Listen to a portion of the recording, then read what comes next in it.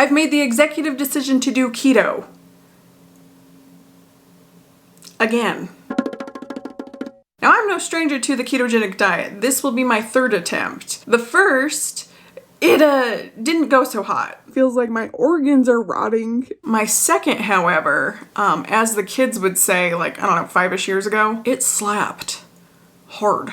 I all of a sudden have this newfound capacity for life to just like show up and participate. But this go around, I decided to document the entire process of getting into ketosis as well as just collect all of the data. But before we get too far into my month-long experience, let me go over what keto is. It's kind of polarizing, definitely not the most polarizing diet there is, but some people love it and swear by it. Some people absolutely condemn it, and I am a rare flower that has walked both paths. Because I've had like 2 completely different experiences. But basically the diet itself is defined as being very low carb, high in fat, with moderate amounts of protein. Eating this way switches the body into a state called ketosis. In ketosis, your primary source of fuel is fats, as opposed to kind of your normal state, which is glycolysis, where carbs are your main guy. And this diet has been around for a long time actually. It was developed in the 1920s to help treat children with epilepsy. And to this day, it's still used as a metabolic intervention for a variety of issues, including the reason why I became interested in giving this another shot after my first majorly failed attempt, which it seems it has the potential to help ease a lot of mental health issues. If you're curious and want to know more information about how keto can be used in a therapeutic capacity, I highly recommend the book Brain Energy by Dr. Chris Palmer, as well as the channel Metabolic Mind here on YouTube. I'll go ahead and link both in the description. Now, I believe this would be a good point to go over a disclaimer. I'm just a rando on the internet. I'm not a doctor, dietitian, scientist, or generally someone that you should be taking advice from. I am simply experimenting on myself, trying to fix my own shit.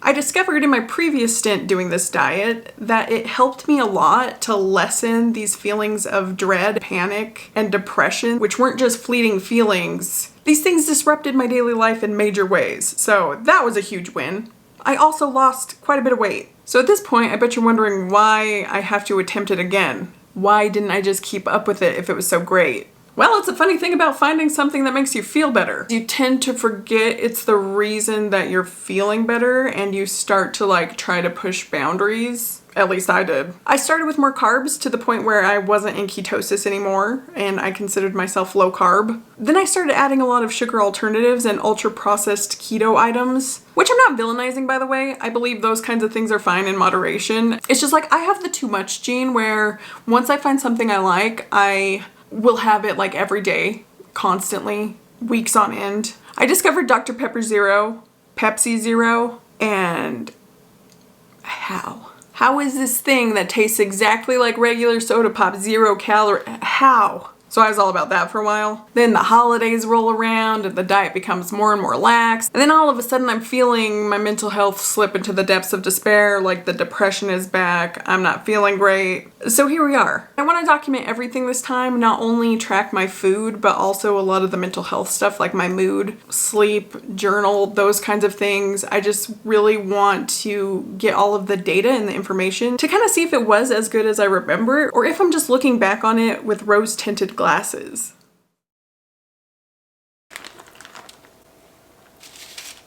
Good morning, it's day 1. I just got done working out. I just did like a 30-minute walk with a couple of lifts. Nothing like too strenuous, but I am now ravenously hungry. I'm gonna be following a cleaner version of keto, she says as she lays bacon down on a baking sheet. From what I understand, a true clean keto diet doesn't let you have any processed meats, processed foods in general. I think they even cut out dairy. I'm not sure. I'd have to look that up, but I'm not going to be that strict. Obviously, I'm having processed meat right now in the form of bacon, but I'm going to opt for more whole foods most of the time. I'm going to cut out artificial sweeteners. I'm not going to partake in any of those keto products, you know, the things like the Quest protein chips or the low carb tortillas, like those sorts of things, and just kind of see what my body does. So I am going to be tracking all of my food, and I'm going to try to get under 20 grams of net carbs per day, at least initially. Like once I'm in ketosis, that amount can go up slightly, probably to, some people go from like 20 to 50. It just depends how in it you want to be. But if you don't know what a net carb is, it's your regular carb amount minus fiber minus sugar alcohols. But since I'm not doing the artificial sweeteners, the sugar alcohols don't really matter to me. So mine's gonna be carbs minus fiber. Everything on the cutting board right now is a carb, but usually your veggies and stuff have fiber along with them. And there's some veggies and fruits that are lower in carbs than others. And of the carbs I am consuming, most if not all are gonna be vegetables. I'm gonna still try to get quite a bit of fiber in there. I have found though in the past, while doing this diet, it's like a little bit hard to get the daily amount, but I guess it's hard in general. You always hear like TikTok doctors saying people aren't getting enough fiber. So I don't know. I am just weighing all this out so I can track it properly. I got mushrooms, yellow bell pepper, some onion, jalapeno, and smoked Gouda cheese. Now tracking is gonna be by far the most annoying part about this, but once you start getting in a rhythm, it becomes less friction. There's gonna be those moments, especially when I'm starving, that I just wanna hurry throw something together and eat. But it really doesn't take that much longer to measure stuff out. Like I'm just using a digital food scale right now and zeroing it out between like throwing stuff in the bowl. And if you don't want to have like your phone out and tracking, I just keep like a little piece of paper here and I just jot down stuff. So I can put it in my food tracking app afterwards. And I use MyFitnessPal mainly because I accidentally re-upped a yearly subscription. But there's other apps out there, and I guess there's even like free apps out there. So if your MO is to start tracking stuff, there's options. We have so many freaking eggs right now. So I'm also gonna make some deviled eggs for like snacks and stuff for the next few days. And if you don't have one of these things, they're awesome. They're probably one of the only kitchen gadgets that do one thing that I condone. It's just way better than boiling eggs, in my opinion.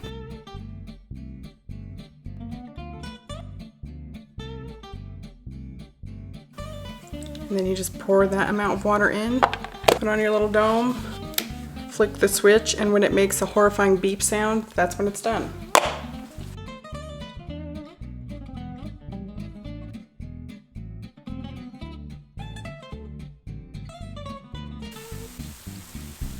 Remember when I had mentioned to you that when I like something, I go overboard and eat it every single day? Well, welcome to the majority of what I had for breakfast this month. The egg scramble. I'm serious, I had this for like 2 weeks straight at least. You've probably seen it in multiple vlogs. But I did not have this with bacon every time. I usually had it with cut up deli turkey or ham. It's so good. As of this morning, I am officially in low-level ketosis. And if you're wondering how I know that, it's because of this little guy right here. This is a glucose and ketone meter. It comes with 2 different test strips, one of them for ketones, the other for blood glucose. And all you need to do is get a little drop of your blood. This kit typically comes with like this little spring-loaded poker thing that you put the Lancet in, but I'm kind of a weenie, and for whatever reason, I just can't bring myself to hit that button to like poke myself. So I instead sit there and slowly poke myself to get a drop of blood because for whatever reason, that's better. But yeah, you just need a little bit of blood. You put it on the strips. Then you get one number for your ketone reading, another number for your glucose reading. You put those values in an app. Those combined numbers give you a GKI score, and that lets you know how far in it you are. Because there's levels to it. So currently I'm just like right there at the very tip of the keto iceberg. But aside from the blood test, I could already tell that I was in ketosis because you can feel it. There's a noticeable shift in energy, and I don't mean that in some cosmic woo-woo type of way. I just mean I feel more alive. I feel more energetic. I've been so productive, and I have sustained that energy throughout the day where, you know, typically I don't really feel like doing much after like noon, 2 p.m. And that was like the cutoff for like getting stuff done. I'm also feeling more positive, like way less apathetic, which was the main reason for like getting back on this diet. Just overall, I felt my capacity increase for everything. And that's a huge win. One of the biggest hurdles people face when starting this diet is something called the keto flu. It's basically as you're transitioning into a state of ketosis, especially if it's something new to you, you might start to feel sick, lethargic, or get really bad headaches. I'm pretty sure that's what went wrong with my first attempt at keto. However, my last 2 attempts, I didn't experience this at all. Likely because I did more research and didn't just raw dog the keto diet.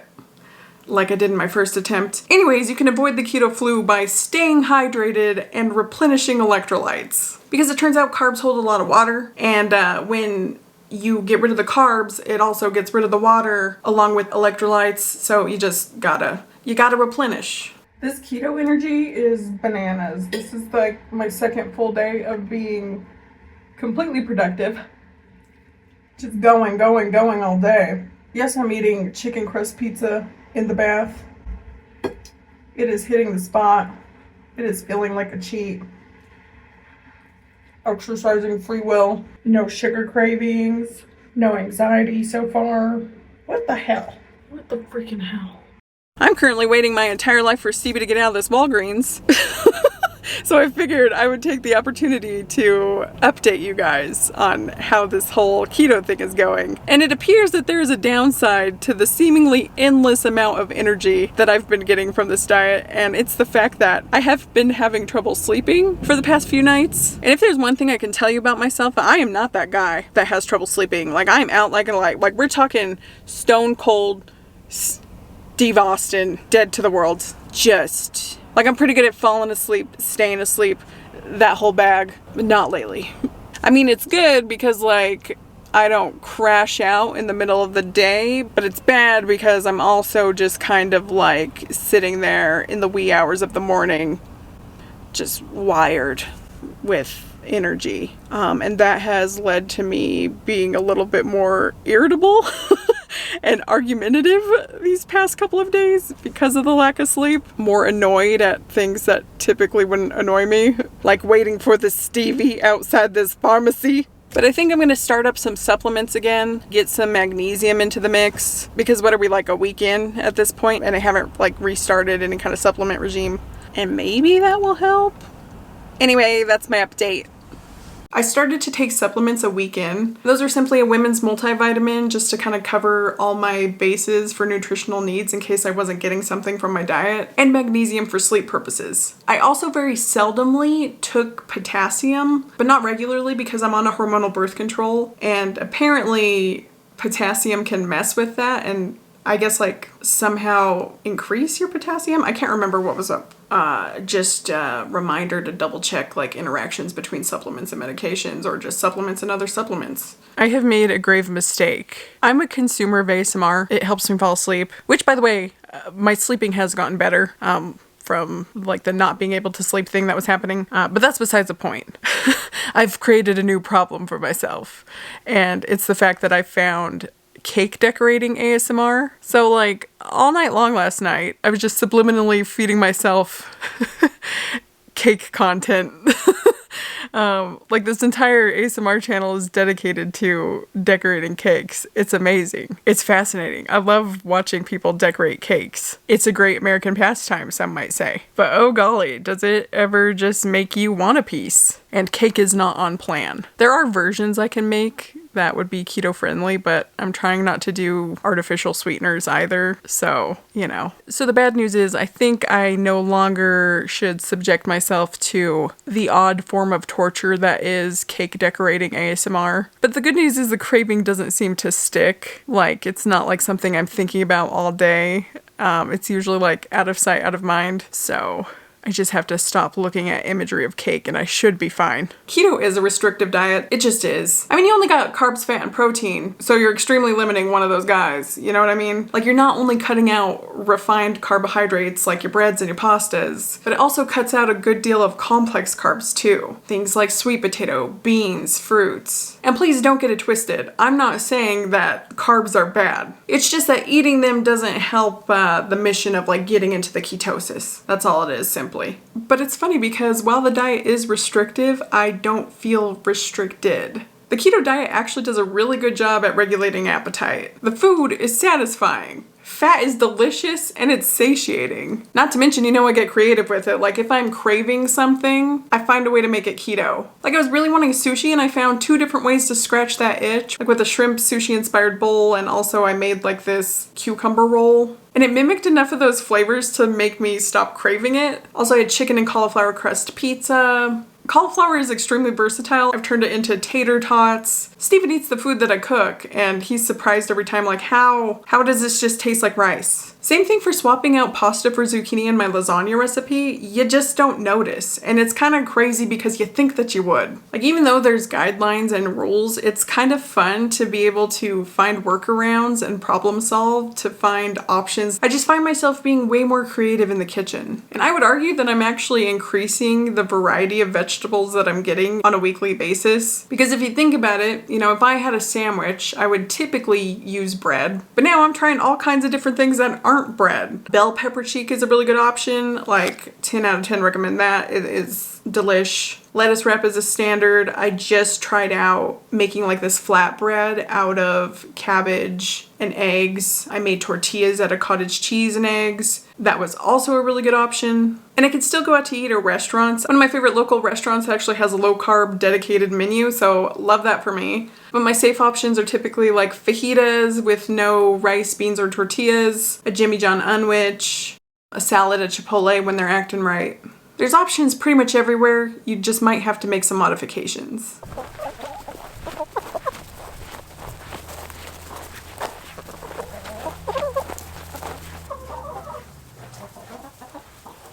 Okay, ladies.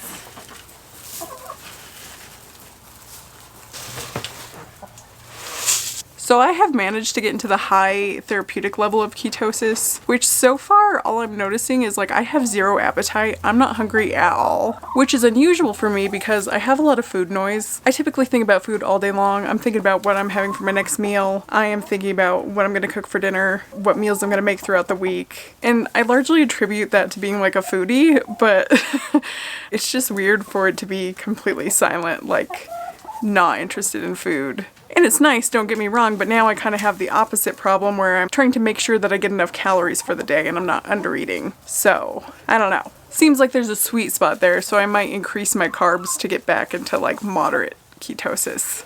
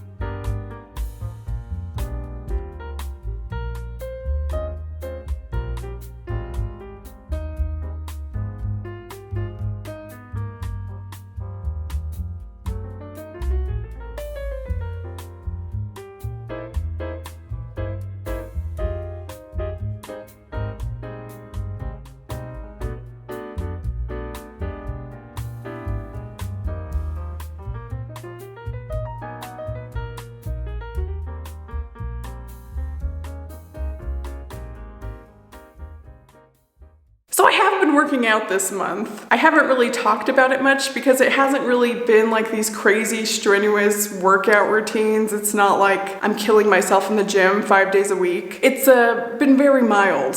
You know, I've just been going on walks, try to get my ass in the gym 2 to 3 times a week to do some form of lifting. Usually those workouts are like 30 to 45 minutes long. I'm mainly just trying to get back on the ball and not make it like this daunting task to work out. But I wanted to kind of touch on how I've been feeling in the gym while being on ketosis, because I've heard some people say that they feel a little bit weaker in their workouts or like don't have as much energy, which has not been my experience. But like I said, I'm not an endurance athlete. I'm not like running a marathon or like having 3-hour lift sessions. Okay, so like with my amount of like what I'm doing, I have been absolutely fine. I haven't noticed any difference. But it does make sense if you're like doing those endurance activities that you would kind of be depleted of energy faster, because carbs are like quick access energy. I mean, that's why you see marathon runners slamming pixie sticks whilst running. It's because their body is using that energy right away. It's not being stored. So I think if I were to like take up running or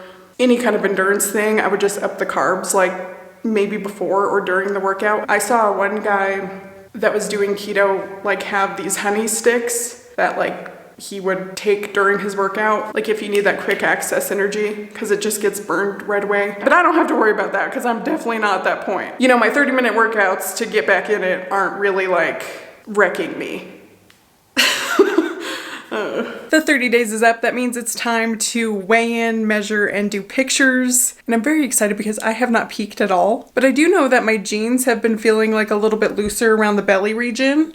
So I'm optimistic. At the beginning of this month, I weighed 218 pounds. This morning I stepped on the scale and I now weigh 206.8 pounds. So that's a monthly loss of 11.2 pounds, bringing our grand total to 50.2 pounds down. And my God, have we just barely squeaked into the 50-pound down mark. If you've been here for a while with this channel, you know that goal, that checkpoint, has been eluding me for quite some time.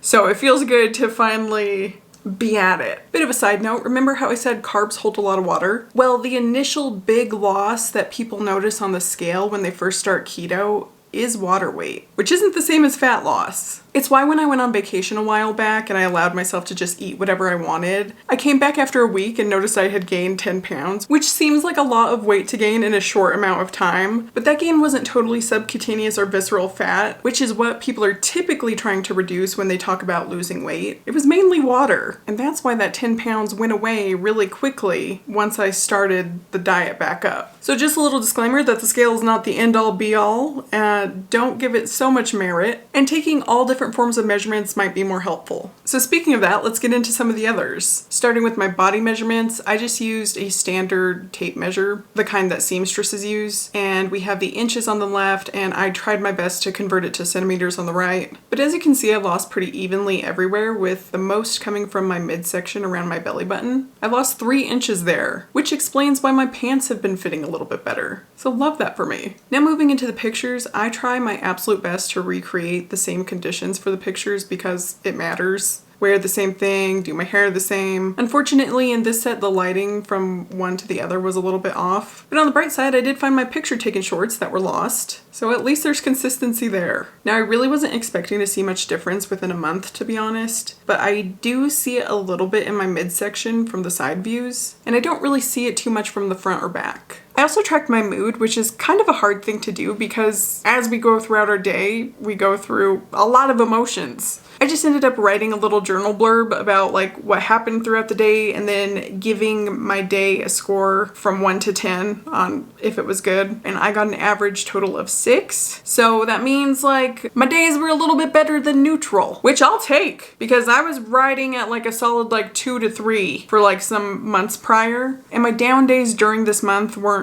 like down. If that makes any sense. Like they were just like kind of like meh. Like I was just a little bit more irritated or whatever, which didn't really happen often. It was just usually tied to like not getting enough sleep, but also because I was consistently tracking my GKI score, I was able to see what level of ketosis was kind of my sweet spot, my jam, where I felt the best. And I found that being in moderate ketosis was the best for me. It's when I had my happiest days. It's when I felt the most productive, my mood was elevated, which is kind of interesting because you would think that being more into ketosis, like the high therapeutic level, would be better, but so that was interesting. So let's talk about what I plan to do next, which in the immediate future, I'm just gonna stick with keto, like the way I've been doing it this past month. I just really dig the energy, I dig the productivity, I dig that I don't crash out after 2 p.m. And I've hit a stride where I'm just kind of coasting, like everything feels easy. I have a lot of go-to meals that I look forward to. Tracking all my food doesn't feel like a slog because I've gotten into that habit. So I'm just gonna keep on doing this for the time being, but there is a phase 2 to see if eventually I could come out of the keto diet and still feel good. I won't go too into detail about what phase 2 looks like, mainly because like I haven't thoroughly mapped it out. I'm gonna treat it in a very similar science-based-ish approach of just collecting all the data and inferring things from that data. But yeah, so that's what I've been up to this month. I just want to thank you so much for watching. I hope you're having an amazing day, and I'll see you on the next one. Bye!